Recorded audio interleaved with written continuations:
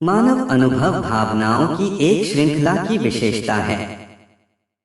हम खुशी, उत्साह और संतोष का अनुभव करते हैं, लेकिन हम दर्द, दुख और शोक का भी अनुभव करते हैं। जबकि हम अक्सर इन नकारात्मक भावनाओं से बचने की कोशिश करते हैं, वे जीवन का एक अनिवार्य हिस्सा हैं और हमें उन्हें स्वीकार करना और गले लगाना सीखना चाहिए। भगवद गीता में भगवान कृष्ण अर्जुन से कहते हैं कि किसी को दुख का साथी होना चाहिए। यह कथन बताता है कि दुख कोई ऐसी चीज नहीं है जिसे टाला जा सकता है, बल्कि यह एक ऐसी चीज है जिसे स्वीकार और अनुभव किया जाना चाहिए। दुख के अपने अनुभवों से ही हम सीख सकते हैं और बढ़ सकते हैं।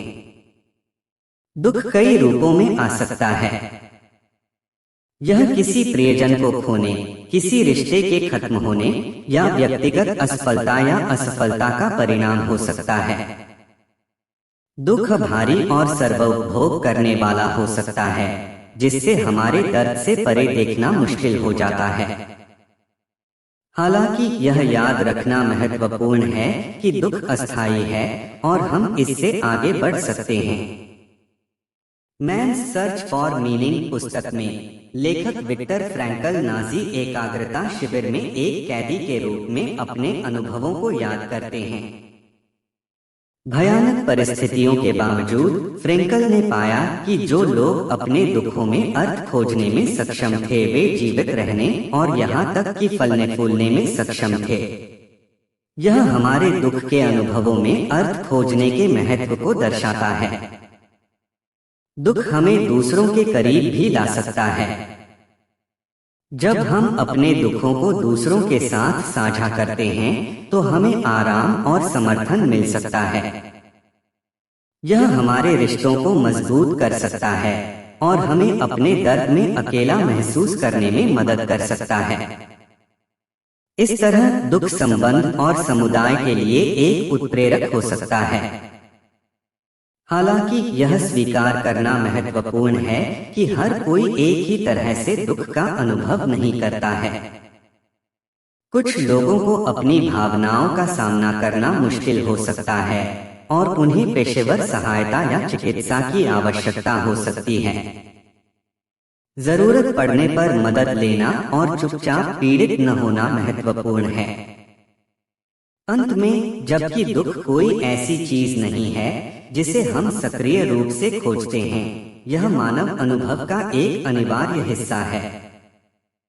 अपने दुखों को स्वीकार करने और गले लगाने से हम सीख सकते हैं और बढ़ सकते हैं, हमारे दुखों में अर्थ खोज सकते हैं और दूसरों से जुड़ सकते हैं।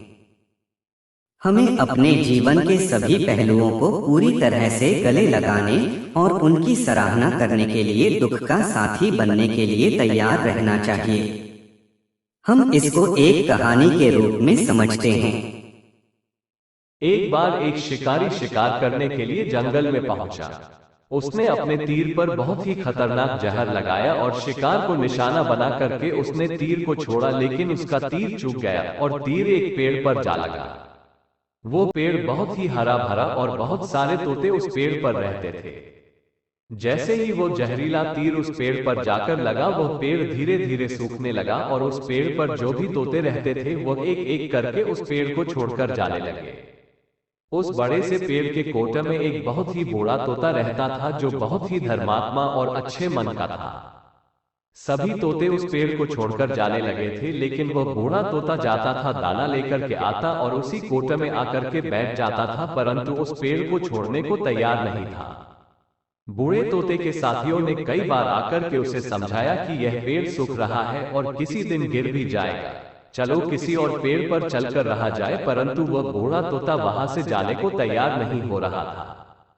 अब ये बात देवराज इंद्र तक पहुंची। उन्हें बताया गया कि एक तोता है, वह जिस पेड़ पर रहता है उस पेड़ पर एक जहरीला तीर लगने के कारण सूखने, गिरने और खत्म होने के कगार पर आ पहुंचा है, और एक बूढ़ा तोता अभी भी वहीं पर रह रहा है। वह दाना लेकर आता है और वहीं पर रहता है, जबकि उस जंगल में बहुत सारे पेड़ हैं, लेकिन वह उसी पेड़ पर रह रहा है।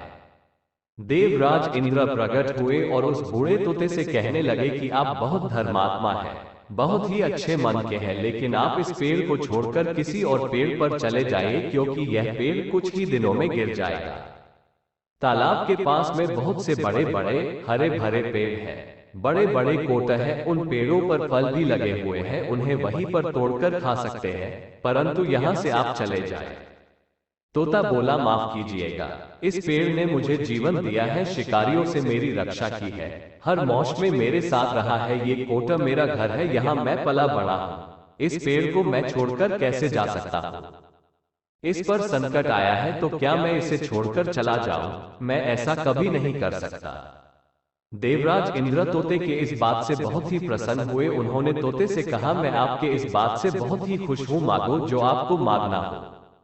उस बूढ़े तोते ने कहा, मुझे बस इतना मांगना है कि जिस पेड़ ने मुझे जन्म दिया, जहां मैं रहा पला बड़ा, जिसे आप मेरा जन्मभूमि कह सकते हो, आप इसे फिर से वैसा ही हरा भरा कर दो जैसा ये था। देवराज इंद्र ने अमृत से उस पेड़ को सींच दिया और पहले की तरह हरा भरा कर दिया। अब वापस से उस पेड़ पर आकर के बाकी तोते रहने लगे। वो बूढ़ा तोता कुछ समय तक और जिंदा रहा, फिर उसकी मृत्यु हो गई और वह स्वर्ग में चला गया। ये कहानी हमें सिखाती ये है कि जब भी किसी इंसान का बुरा दौर आता है तो इमोशनली वो टूटा हुआ होता है, उसे किसी के सहारे की जरूरत होती है, किसी की आवश्यकता होती है। अगर आप ऐसे समय में उसे छोड़कर चले जाएंगे, उससे बात नहीं करेंगे, मुंह मोड़ लेंगे, तो आपसे बुरा कोई नहीं है, क्योंकि आप किसी के सुख का साथी बने या ना बने, लेकिन आपको हमेशा किसी के दुख का साथी जरूर बनना चाहिए।